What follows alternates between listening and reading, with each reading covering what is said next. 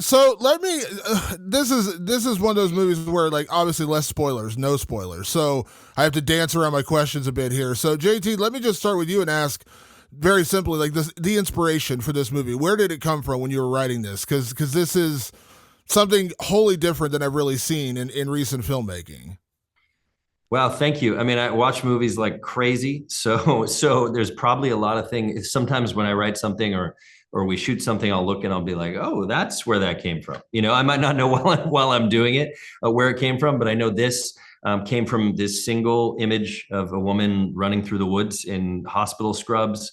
In slow motion with music play with Love Hurts playing over the scene, and that's the first thing that came, and everything built from there. And I was discovering it in a way that surprised me. It was really interesting, and I didn't really know where it came from. But after the thing was written, I stepped back and I said, "Oh, this is kind of like this, and this is kind of like this, and we can lean into these tropes to help subvert expectations and pump the horror up in these places." And so it was the easiest thing I ever wrote, and I've written a lot of things, but yeah, very difficult thing to make, but the writing process was fairly easy on this one because it once it all came to me. I think I can say, I don't think this is a spoiler to say it's not done in linear form. I think that's safe to say. I saw some interviews for Fantastic Fest where he said that. Can I ask her, maybe this is a dumb question, but was it written that way, or did you actually write it straight through and then decide to, like, chop it up when you were actually making the movie? No, it was written that way, which is why hopefully it doesn't confuse or feel like a gimmick. It came to me that way. Chapter 3 was first when I was conceptualizing it, and I didn't know where it was going or why I even wanted to tell the story. I just knew this woman was being pursued, and then after that chapter came to me, I was thinking of movies like Duel that I really loved about pursuits, and then I wanted to know why she was being chased and what the motivations were. And so started thinking about what could have happened that morning or the night before. And I said, oh, that could have happened.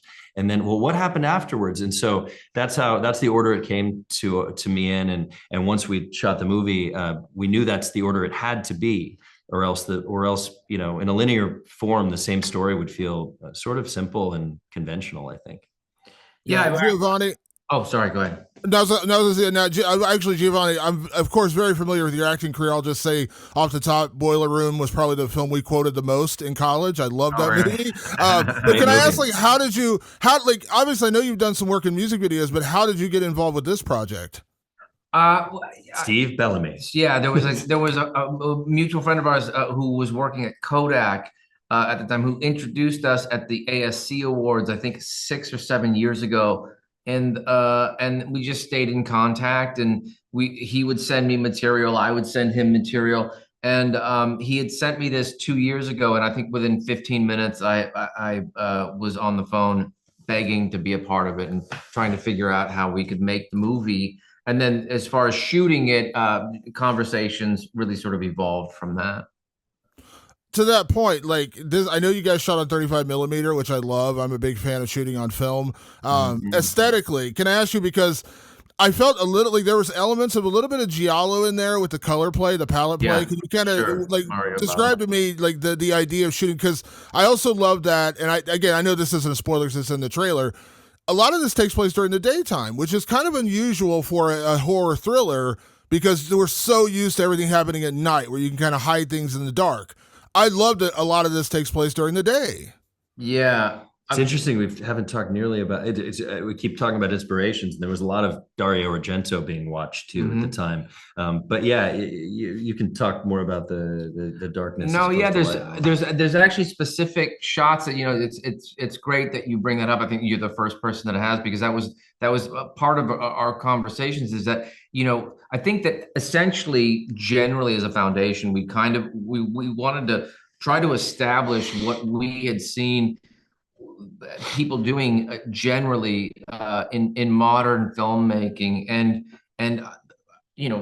without being pompous about it, we wanted to do anything but. It was just sort of like almost a reactionary creative process in that way. And so part of that was, like, for instance, there's this one scene where Kyle is walking down a hallway with a rifle, and normally you shoot that or light that as a cinematographer. You'd make it dark and have slashes of light coming in, and I think that was what was sort of unnerving for us was this daylight lit, overhead practical lights while he's walking through this, and he's almost the darkest factor in the shot, and that and this notion of these two characters, this story happening within a fairy tale context. So we had diffusion on the camera and all. I mean, maybe I'm getting too technical, but yeah.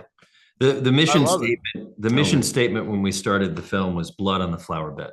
We wanted the movie to be beautiful, but have this grotesque sort of, darkness always bubbling, which was underneath the driving surface. force from these characters that as you reveal who they are through the nonlinear plot structure. So I'll close out with one last question, which is, so one thing I think I love a good trailer. I do love a good trailer, but I feel like trailers today just give away far too much.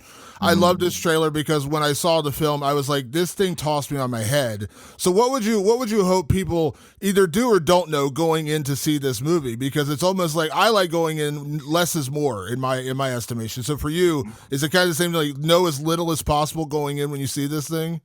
Yeah, we got lucky. I didn't have the opportunity to cut the trailer. We got very, very lucky because sometimes you'll get with a distributor or a studio that will butcher your movie promotion and just like destroy everything. And these guys, David Gray Edwards, who's in charge of the marketing over at Magenta Light, who they brought in, has just done an amazing job. And I love the trailer, and I think that it is a much better movie to go into, knowing very little. And I think you can accentuate things about the feeling and the emotions and the look and the vibe of the movie in a trailer that will draw people. I remember watching as a kid, before I was allowed to see it, I remember watching the Dead Ringers trailer on television. And like the trailer, I remember almost as much as the film, and it said nothing about the narrative. It just had all these intense images that made you want to see the movie. And I was hoping that's what they do here. Trailer for Titane was equally exciting to me. And you didn't know what that movie was going to be about based on that trailer. So I'm really happy with what they've done there. Well, I loved the film, and thank you so much, guys, for taking a little bit of time for me. I really appreciate it. Thanks. Thank you. Nice meeting you. Great meeting You as well.